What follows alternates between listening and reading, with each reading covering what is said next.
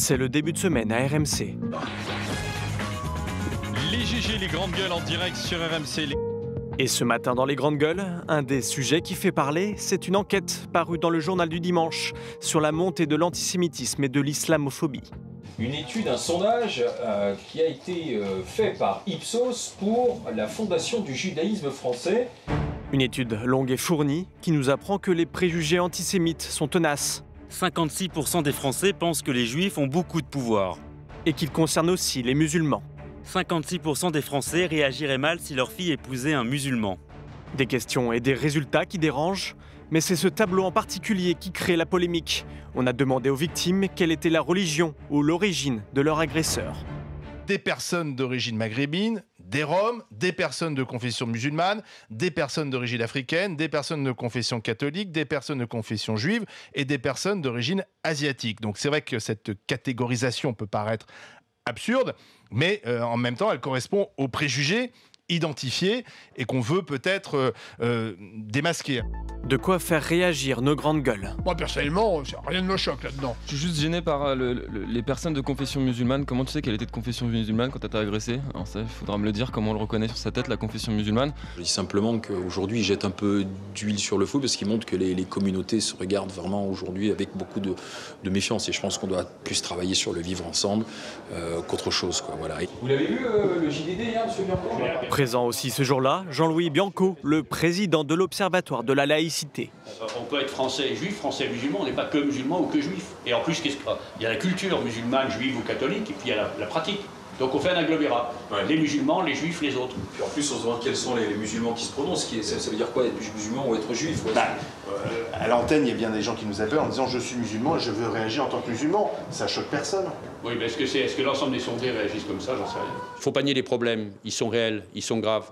Mais j'aimerais bien, au-delà même de ces questions de laïcité, que de temps en temps on se rappelle que la France est un pays formidable, qu'il y a des jeunes qui entreprennent, qu'il y a de la fraternité qui existe, et pas seulement de toutes les tensions qui, elles aussi, sont une réalité. La veille, le JDD à peine publié, c'est sur les réseaux sociaux que les critiques commencent. Navrant sondage du JDD. Le FN en rêvait, Ipsos et le JDD l'ont fait. JDD, le journal de la délation. Ces tweets, nous les avons montrés à Patrice Trappier, le numéro 2 de la rédaction du JDD. Ça me navre. On confond les questions et les réponses. Parce qu'évidemment, ce qui est terrible dans ce sondage, c'est les réponses aux questions, pas d'avoir posé ces questions. L'enquête a fait des remous au sein du journal. Une partie de la rédaction était contre sa publication. C'est évident que le plus confortable, ça aurait été de ne rien publier et de se dire c'est trop sensible. C'est pas un sondage qui enferme les gens dans leur catégorie ou dans leur perception. C'est plutôt au contraire pour peut-être crever des abcès, faire des débats, pour mieux vivre ensemble. Alors je le dis aux agresseurs qui nous écoutent, pensez bien à préciser votre pays d'origine au moment de l'agression, d'accord? C'est pour le JDD, d'accord? Vous plantez une vieille et puis vous dites au fait je suis originaire d'Afrique subsaharienne. Voilà, comme ça on est bon pour les sondages Ipsos. Cette attaque, Brice Teinturier de l'Ipsos ne la comprend pas. C'est lui qui travaille sur cette étude depuis 18 mois. Soit vous considérez que les préjugés, il ne faut pas les mesurer, et à ce moment-là, vous ne saurez pas ce qui se passe dans la société française, soit vous pensez qu'il est important de comprendre et de les mesurer, et ça suppose effectivement des questions qui peuvent déranger certaines personnes. Des perceptions et des interprétations qui posent question. Ici dans l'étude, on apprend que les musulmans rejettent fortement l'homosexualité, l'athéisme et l'exogamie. Selon les résultats, 74% des répondants musulmans réagiraient mal si leur enfant épousait une personne du même sexe. Mais ce rejet fort est moins flagrant lorsque cela concerne un athée, un catholique ou même un juif. Et oui, une majorité de musulmans sont prêts à unir leur enfant avec des juifs. Par les temps qui courent, l'info mérite d'être soulignée. Dans l'étude, on a préféré mettre en exergue le chiffre opposé.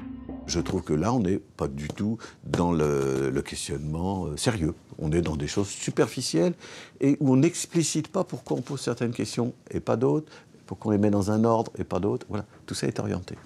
Moi, si on m'avait donné la liste des questions, sans m'indiquer les réponses, j'aurais dit tout ça est destiné à faire apparaître des gros problèmes en ce qui concerne les musulmans. Cette étude n'a pas fini de faire parler. L'Ipsos et la Fondation du judaïsme français comptent en faire un baromètre et le publier chaque année.